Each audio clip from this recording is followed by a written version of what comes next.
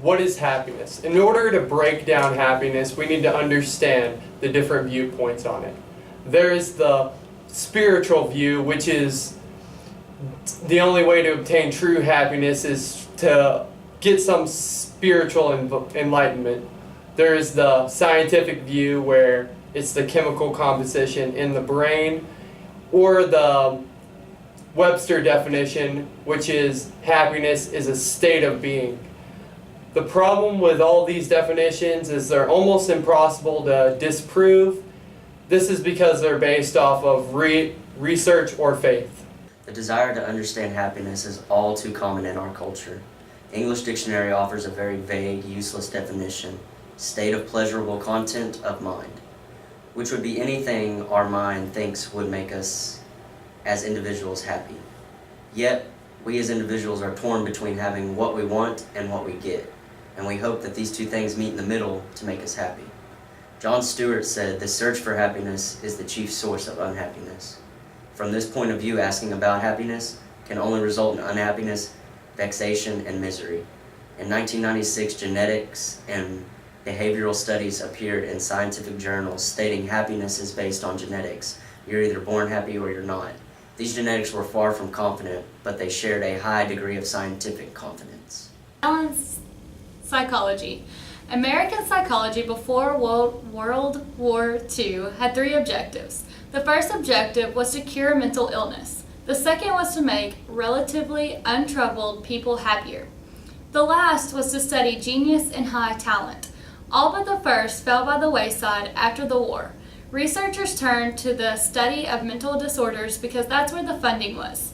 The biggest grant was coming from the newly founded National Institute of Mental Health, whose purpose was to support research on mental illness, not mental health. Practitioners suddenly became able to earn a good living treating mental illness. As a result of the Veterans Administration Act of 1946, psychopathology became primary focus on this psychology in America because it was made since at that time. After World War II, many mental disturbed people came to be about. It became pressing and immediate problem. In 1946, there was no effective treatments for any of the psychological disorders, whereas now we can cure 2 and treat another 12 through psychotherapy or psychopharmacology. After 50 years and $30 billion of research, psychologists and psychiatrists both boast that we are now able to make troubled people less miserable, and that is surely a significant scientific accomplishment. The downside of this accomplishment is that the 50-year focus on disease and pathology has taken its toll on society and on sense. As we are trying to find the worst problems that people face, we have forgotten about the rest of our mission as psychologists. Approximately 30% of people in the USA suffer from a severe mental disorder at one time or another, and we have done an excellent job of helping that 30%. Now it is time to turn to the other 70%. Although these people may not be experiencing severe pathology, there is a good evidence to indicate that the abstinence of maladies does not constitute happiness. Even if we were systematically successful at removing depression, anxiety, and anger, there would not result in happiness. For we believe happiness is a condition over and above the abstinence of unhappiness. We know very little about how to improve the lives of the people whose days are largely free and over mental dysfunction, but there are brief of pleasure, engagement, and meaning. We don't know what makes a person optimistic, kind, giving, content, engaged, purposed, or brilliant. Psychological Association in 1998 that psychology be just as concerned with that is right of the people with what is wrong. Should be an equally through the study of strengths and virtues that we should work towards developing interventions that can help people become lastingly happier. What is happiness? More words have been written about this great philosophical question than perhaps any other. Science can no more presume the answer to this question than any other classic philosophical questions, such as, what is the meaning of life? A review of literature led us to identify 3 constituents of happiness. 1. Pleasure, or positive emotion. 2. Engagement. 3. Meaning. These define 3 routes to happiness. The first route to greater happiness is hedonic, increasing positive emotion. When people refer in casual conversation to being happy, they often referring to this route. We can increase our positive emotion about the past, our positive emotion about the present, and the future. Unlike the other 2 routes to happiness, the route relying on positive emotions has clear limits. Our emotions fluctuate within a genetically determined range. To live in a society like the USA that promotes an upbeat disposition, they can feel discouraged and even defective. Fortunately, positive emotion is not the soul of happiness. And our most liberating goal is to offer a broader conception of happiness. A second route involves the pursuit of gratification.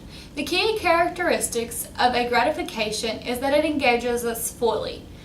It makes us, after a concert, say that it was fun, but really the music was just distracting us from our thoughts and emotions.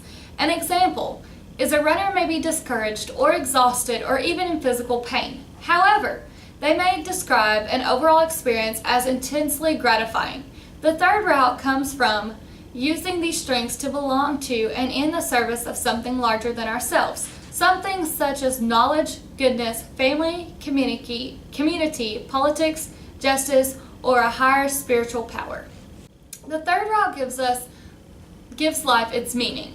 It's longing for a purpose in life, and that's the antidote to a fidgeting until we die syndrome. All these different routes lead us to a life of nothing but happiness. Interventions to nurture happiness. We have designed and tested interventions to nurture each of the 3 routes to happiness. Pleasure, gratification, meaning. Positive emotions are increased and a pleasant life is promoted by exercise that increases gratitude. The increases savoring that build optimism and challenge discouraging beliefs about the past. We are in the process of testing the effectiveness of these interventions by randomly assigning individuals to our interventions or a placebo control, and measuring their levels of happiness and depression before the intervention, immediately after it, 1 week later, 1 month later, and then 3 months later. Early results demonstrate that 1, it is possible to boost individuals' levels of happiness. 2, these effects do not fade immediately after the intervention, as in the case with the placebo. The good things in life. Exercise provides an example of an effectiveness intervention. After contemplating these exercise, individuals were happier and less depressed at the 3-month follow-up. Their goal as an integrated, balanced field that integrates research on positive states and traits with research on suffering and pathology. We are committed to a psychology that concerns itself with readying as well as promoting excellence, and psychology that concerns itself with remedying as well as promoting excellence. A psychology that concerns itself with reducing, with diminishing life as well as building in that which makes life worth living. We are committed to a balanced psychology. Avery, what is your definition of happiness? Who knows? Who knows? Who knows? I don't have one. You don't have a definition of happiness? Is there anything that makes you happy? A full stomach and a fat bank account. Hey, Leonard, tell us, what is your definition of happiness? My definition of happiness is probably doing what you want and just trying to reach your goals and just living life to the fullest, just not stressing over anything, just being chill kind of. So what is your definition of happiness? Happiness is learning and having the skill to do the things you want in life. Mine is basketball. You like basketball? Oh yeah, life's a 3, but that's the only way to live it. Don't go for the 2, go all the way for the 3. Hi, what is your definition of happiness? My definition of happiness is being able to be with someone that you truly care about and being able to be around someone that makes you feel more of yourself. What is your definition of happiness? definition of happiness is being able to keep a smile on your face even when something goes wrong. So Rebecca, what is your definition of happiness? I guess I would have to say that happiness to me is doing whatever makes you feel good without regard for the judgment of other people. Another way that I would define happiness would be, honoring people that you love and doing, selfless good deeds.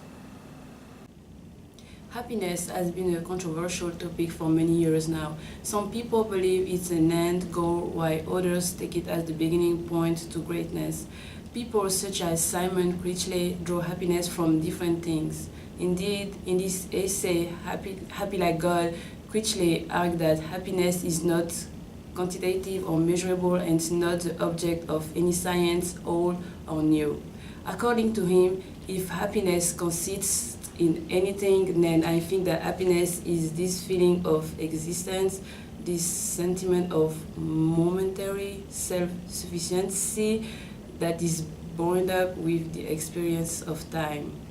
Generally, happiness has to do with an emotional and mental state of welfare that can be characterized by pleasant and positive emotions such as contentment and joy. However, happiness and its sources have been defined differently based on religious, biological, philosophical, and psychological grounds. Cliff Oxford has found himself two other different kinds of happiness called human resources happy and high performance happy. He sort of criticized employers who pamper employees in the workplace. As stated in this piece of the New York Times in 2013, Oxford defined human resources happy as bosses are at least superficially nice and periodically pretend to be interested in employees as people. Be nice to people and they will work hard for you. One of the strongest theories used to discuss happiness is a positive psychology that has focused on cognition, personality, and mood. Every person has an innate sunny disposition. Human beings can learn how to create more meaning and gratification in life. Critchley suggests loneliness leads to happiness. According to him, one can be happy alone, and this might even be the key to being happy with others. Other people believe that happiness is a thought of having a good life without suffering, having pleasure, prosperity, and joy, among others such like things. Happiness cannot always be a happy thing. It comes from the suffering. What suffering does, according to David Brooke, human drama, has two parts, happiness and suffering. But what people can learn from suffering? When you ask someone about the future, people imagine the good times and the experience they hope to have. But when they talk about the past, they refer to the most relevant events, and sometimes it's not a happy time. Memories could be painful, rude, or hard. Failure is sometimes just failure, but it can be suffering too. Physical or social suffering gives people an outside perspective about others' misfortune and others' blessing. I will show you some examples. Paul Tillich. He was a philosopher and one of the most important theologians of 20th century. He wrote about agony and suffering. Suffering drags you into yourself. People can feel lost in the middle of nowhere. Yet, when they smash themselves against the reality, they are forced to confront the truth, which is sometimes painful. It is a natural process to be conscious about what people can control and what people cannot control. Find some tools to manage a situation. Abraham Lincoln, the 26th President of the United States. He led the country through the Civil War. He felt the pain of the war. However, Lincoln emerged from agony, rendition, and blood to a better country. He sacrificed himself for the Union. Thanks, Lincoln. Franklin Roosevelt. He became the 32nd U.S. President in 1933. He was the only one elected 4 times. He had polio, even though he was an inspiration for all American people to reach any goal and don't give up. Happiness is maximizing your strengths and benefits. Happiness can bear from fearful and suffering.